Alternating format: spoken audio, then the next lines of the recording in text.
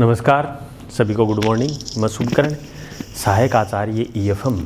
आज हम BCom part third year के विद्यार्थियों के लिए EFM पेपर प्रथम ग्रामीण विकास एवं सहकारिता रूरल डेवलपमेंट एंड कोऑपरेशन में यूनिट संख्या 5 का हम अध्ययन कर रहे हैं, जिसमें आज का जो टॉपिक है, अपना इम्पोर्टेंट टॉपिक है सहकारी विपणन के दोष, ड्रॉबैक ऑफ कोऑपरेटिव मार्केटिंग का।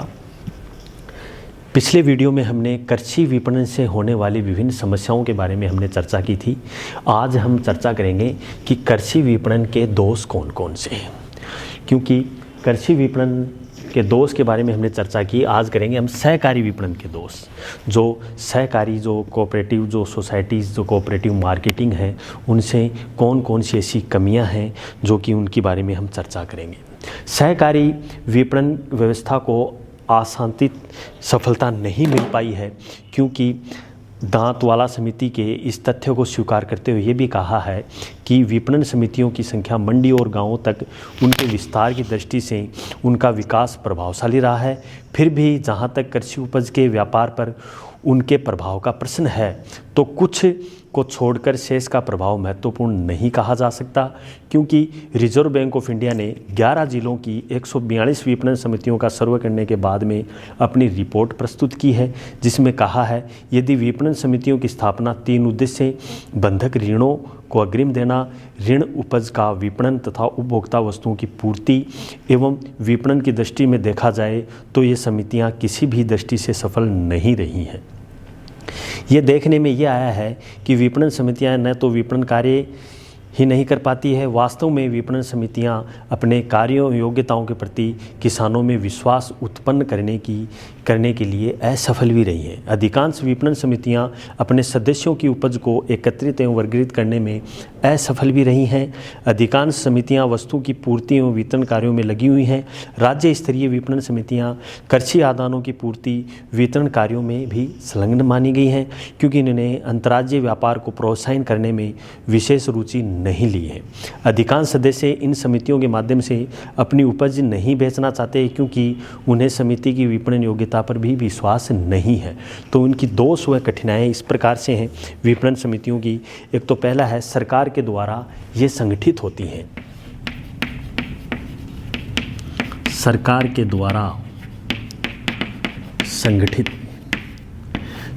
के द्वारा ये संगठित होती हैं, ऑर्गेनाइज बाय गवर्नमेंट। सरकार के द्वारा संगठित का मतलब यहाँ हुआ, अधिकांश विपणन समितियाँ सरकार के द्वारा इस प्रकार से संगठित होती हैं कि किसानों ने इसने संगठन का कोई भाग नहीं लिया, अतः इन समितियों में कोई रुचि नहीं है। इसके साथ शहरी व्यापारिक वर्ग भी अपने स्वार्थ के कारण इन समितियों का सदस्य बन गए हैं। तो इस प्रकार सरकार के संगठन का रूप में एक दूसरा है सदस्यों द्वारा उपेक्षा।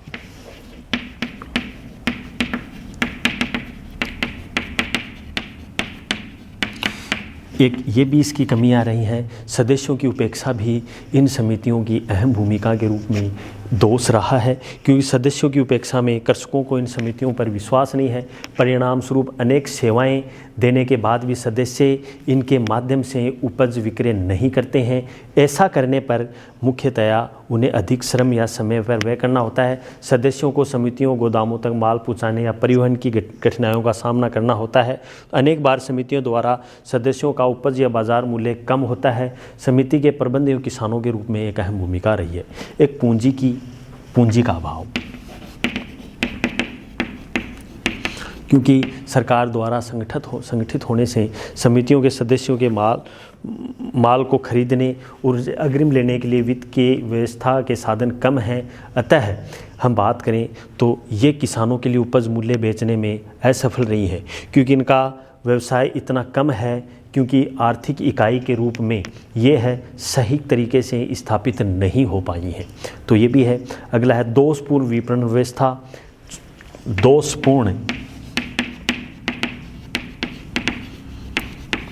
विपणन व्यवस्था भी एक अहम भूमिका का निर्वहन करते हैं। दोषपूर्ण विपणन व्यवस्था है डिफेक्टिव। कृषि विपणन की समस्याओं में समितियों की विपणन व्यवस्थाओं का समयानुकूल नहीं रहा है, तो इसलिए दोषपूर्ण विपणन व्यवस्था भी एक अहम भूमिका का निर्वहन करती है। दोषपूर्ण ऋण नीति, इनकी ऋण नीति है वो क्या है, दोषपूर्ण ऋण नीति है।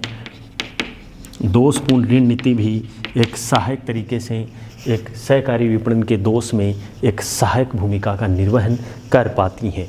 कार्य क्षेत्र का उचित निर्धारण नहीं कर पाते हैं। छठा है कार्य क्षेत्र का उचित निर्धारण नहीं कर पाना। कार्य क्षेत्र का उचित निर्धारण नहीं करने से भी एक अहम भूमिका है। एक है साख सुविधाओं का अभाव। साख सुविधाओं का अभाव पाया जाता है।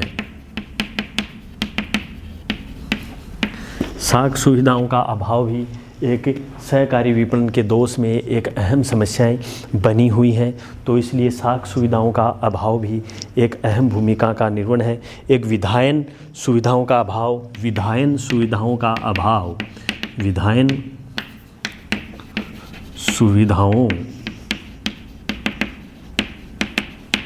सुविधाओं का अभाव भी एक सहकारी विपणन के दोष में एक महत्वपूर्ण समस्याएं बनी हुई हैं, जो कि विधायन सुविधाओं के रूप में भी एक इसकी समस्याओं के रूप में अग्रणीय रही हैं। एक गोदाम व्यवस्था का अभाव।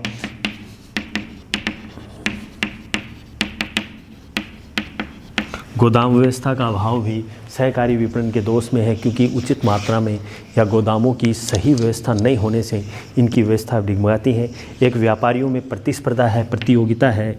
व्यापारियों में प्रतियोगिता की स्थिति भी है। व्यापारियों में प्रतियोगिता की स्थिति भी है। व्यापारों में प्रतिस्पर्धा की स्थिति होने से भी इनकी एक अहम भूमिका रही है। एक नियमित बाज़ारों का अभाव।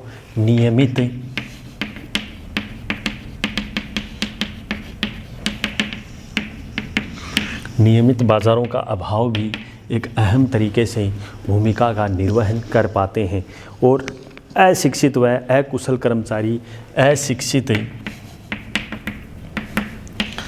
व कुशल कर्मचारी भी इस सहकारी विपणन की दोष में महत्वपूर्ण है। सहकारी विपणन की दोष के रूप में पाया जाते हैं, जिसमें सहकारी विपणन के अंतर्गत अशिक्षित और कुशल कर्मचारी होने से सही रूप से क्रियान्वयन नहीं कर पाती हैं।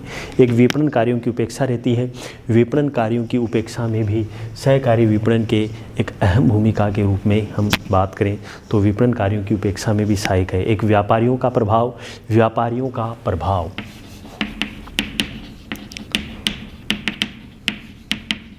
व्यापारियों का प्रभाव भी एक शिक्षण व्यवस्था में, शिक्षण कार्यों में एक अहम भूमिका रही है। अगला है उचित पथ प्रदर्शन का अभाव। उचित पथ प्रदर्शन का अभाव।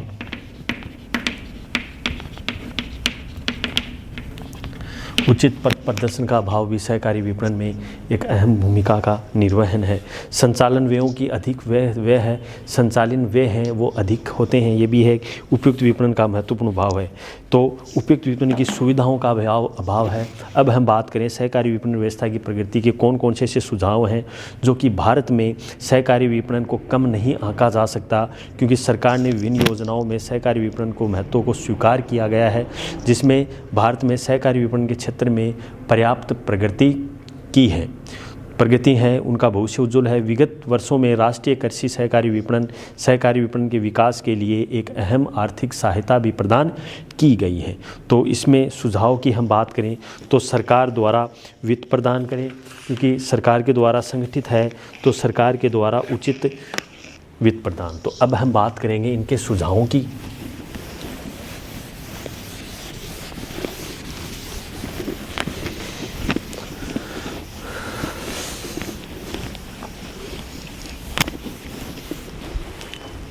सहकारी विपणन व्यवस्था की प्रगति के सुझाव। सहकारी विपणन व्यवस्था के प्रगति के सुझाव।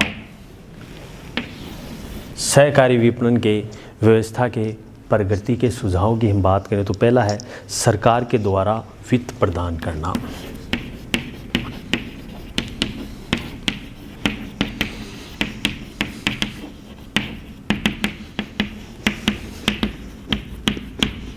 सरकार के द्वारा वित्त प्रदान करना, सरकार इनको विभिन्न प्रकार की सब्सिडी सहायता दें जिससे महत्वपूर्ण रूप से सहायक भूमिका का निर्वहन हो। एक ऋण प्राप्ति को सरल बनाना जिससे सही तरीके से क्रियान्वित हो सके। ऋण प्राप्ति को सरल बनाना, ऋण प्राप्ति को सरल बनाने से भी एक अहम है। एक क्षेत्र का व्यापारिक आधार का निर्धारण करना, क्षेत्र के आधार पर व्यापारी का निर्धारण करना। सट्टे के लिए व्यवसाय पर रोक, सट्टे के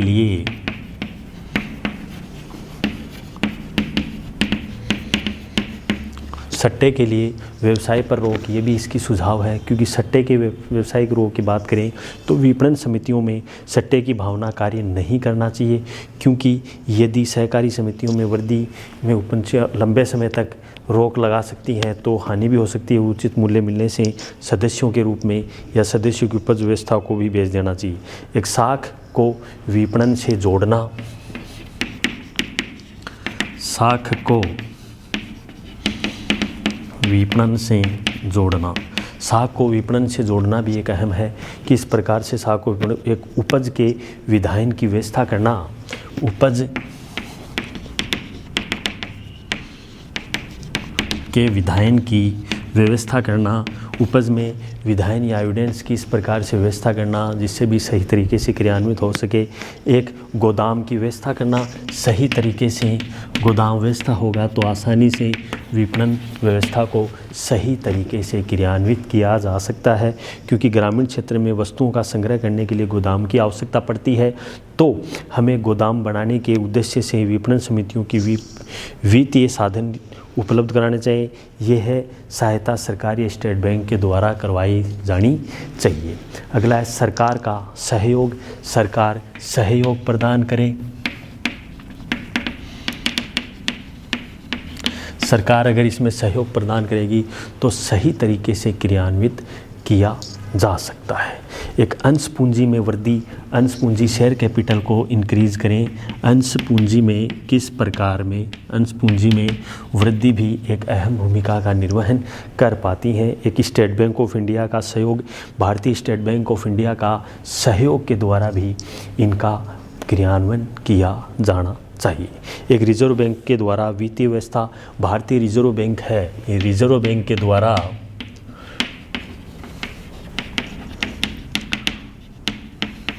जो आरबीआई है उसके द्वारा कंट्रोल एवं नियमन नियंत्रण करवाना चाहिए, जिससे आसानी से सहकारी विपणन व्यवस्था को सही तरीके से, सुगम तरीके से क्रियान्वित किया जा सके। एक है रिजर्व बैंक के द्वारा वित्तीय व्यवस्था, भारतीय रिजर्व बैंक के द्वारा वित्तीय व्यवस्था करवानी चाहिए, उचित वित्त की व्यवस्था करवानी चाहिए, ये भी एक अहम भूमिका है।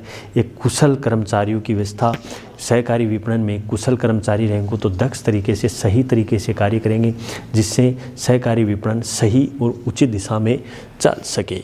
एक अगला है व्यापारियों की सदस्यता पर रोक। व्यापार है, जो व्यापारी वर्ग है उनकी सदस्यता पर रोक लगानी चाहिए, जिससे आसानी से सुगम एवं सहायक भूमिका के रूप में निर्वहन एवं चित्रण हो सके। तो ये इस प्रकार से हम सहकारी विपणन व्यवस्था की प्रगति के सुझावों में बिंदु थे। अगला है सहकारी विभाग के द्वारा सहयोग। जो सहकारी विभाग है उसमें एक सहयोग की भावना रहनी चाहिए।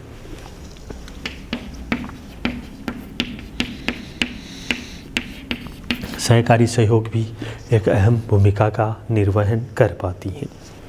तो सहकारी विभाग का सहयोग है। व्यापारियों को एक सहकारी अधिनियम में संशोधन, एक सहकारी जो अधिनियम है, जो सहकारी अधिनियम है इसमें संशोधन की व्यवस्था भी करवानी चाहिए कि किस प्रकार से सहकारी विपणन या सहकारी तरीके का संशोधन किया जाना है। एक साख एवं विपणन समितियों में कार्यों का विभाजन करना चाहिए। साख एवं विपणन व्यवस्थाओं में किस प्रकार से सही तरीके से क्रियान्वयन करना चाहिए। एक इसी क्रम में हम नेक्स्ट वीडियो में चर्चा करेंगे उपभोक्ता सहकारिता के कौन कौन से, या उपभोक्ता सहकारिता का क्या अर्थ है और उपभोक्ता सहकारिता के क्या उद्देश्य हैं, और उस उद्देश्यों के बारे में हम संक्षेप में नेक्स्ट वीडियो में उपभोक्ता सहकारिता के उद्देश्य और उसका अर्थ के बारे में हम चर्चा करेंगे और उसकी योजना काल की प्रगति क्या रही है और सहकारी उपभोक्ता का प्रबंध व्यवस्था किस प्रकार से है और सहकारी उपभोक्ता की धीमी गति के कारण कौन से हैं और धीमी गति सहकारिता की प्रगति के लिए कौन कौन से सुझाव हैं, तो वो हम नेक्स्ट वीडियो में चर्चा करेंगे। तब तक के लिए बहुत ही बहुत धन्यवाद। Thank you very much.